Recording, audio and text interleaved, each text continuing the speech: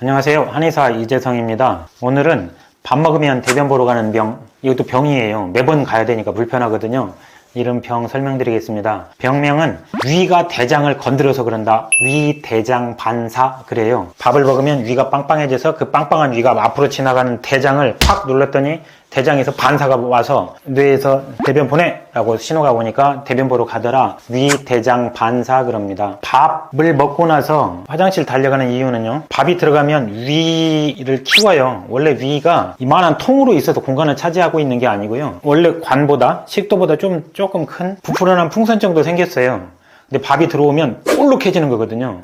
억지로 볼록해져요. 그러니까 밥 먹을 때쯤 되면 근육이 양이 커져요. 500cc 밖에 없던 피가 1리터까지 피가 빵빵해져요. 거기도 빵빵해지는데 거기다 밥까지 들어오면 볼록해져요. 그 위 앞으로 대장이 지나가요. 대장은 대변이 얼만큼 찼어요 라고 하는 보고를 뇌에다 하는데요.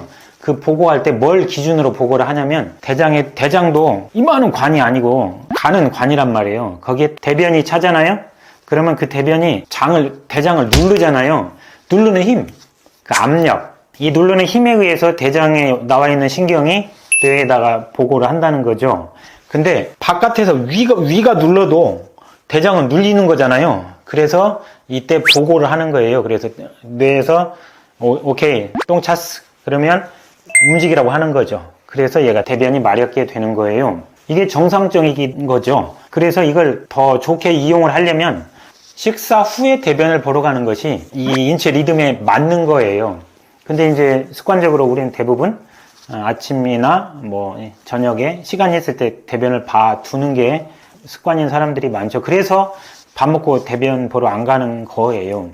근데 만약에 변비가 있다 이러면 밥 먹고 대변 보러 가서 하는 것이 훨씬 더 유리하다고요. 거기까지는 정상인데요. 밥 먹고 대변 보러 가는 것이 매 끼니 그런 사람이 있어요. 아침 먹고 가고 점심 먹고 가고 저녁 먹고 가고 이렇게 되면 불편하죠.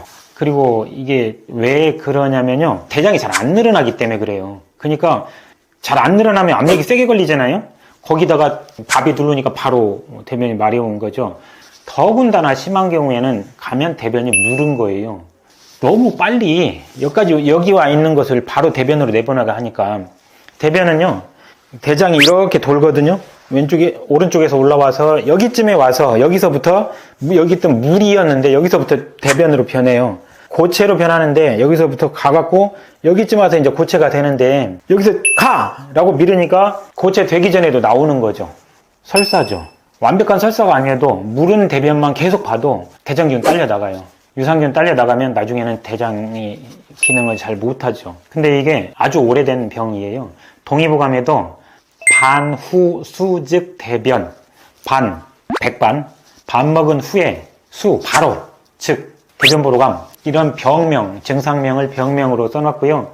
원인은 대장이 차가워져서 그런다. 근데 그 차가운 온도를 유지해주는 건, 원래 대장의 온도를 유지해주는 건 신장이다. 정확히 말하면, 요즘 말로 하면 부신인데요. 부신에서 보일러 기능을 잘 해줘서 대장을 따뜻하게 해줘야 되는데, 이 기능이 떨어지면 그런다.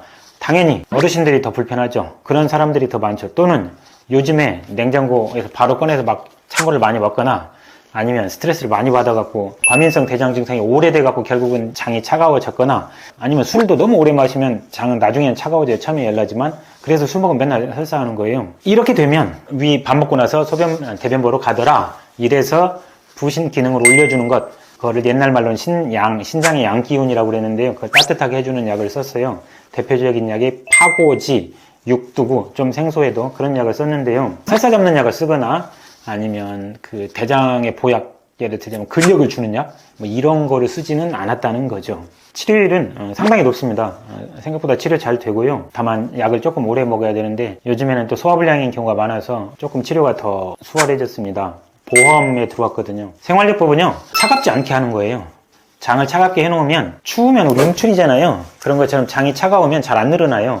그래서 차갑지 않게 하는 거라서 절대 찬물 먹지 말고요. 너무 뜨거운 물 먹으라는 건 아니고요. 찬물 먹지 말고 가능하면 물도 생수 말고 끓여서 차 종류로 같이 마시면 좋은데요. 대표적인 게 생강 말린 거예요. 생강차도 좋은데 생강을 말려서 차로 끓여 먹으면 건강인데요. 좋습니다. 그리고 양념들이 있잖아요. 마늘, 후추, 고추, 겨자, 파 전부 따뜻하게 하는 애들이에요.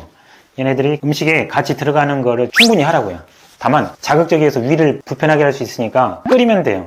끓이면 그 위는 그렇게 건드리지 않고 속에 가서 따뜻한 힘이 발휘됩니다. 그리고요, 밥을 먹고 대변을 봐야 되는 거 치료를 하는 과정이라면 불편한 끼니에는 고기를 좀 먹지 말아요. 고기 먹으면 더 단단하거든요.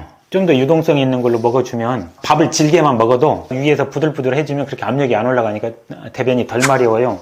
아침, 점심에 더 마렵다면 아침, 점심만 고기를 좀 피하는 것, 이런 식으로 해도 도움 됩니다. 감사합니다.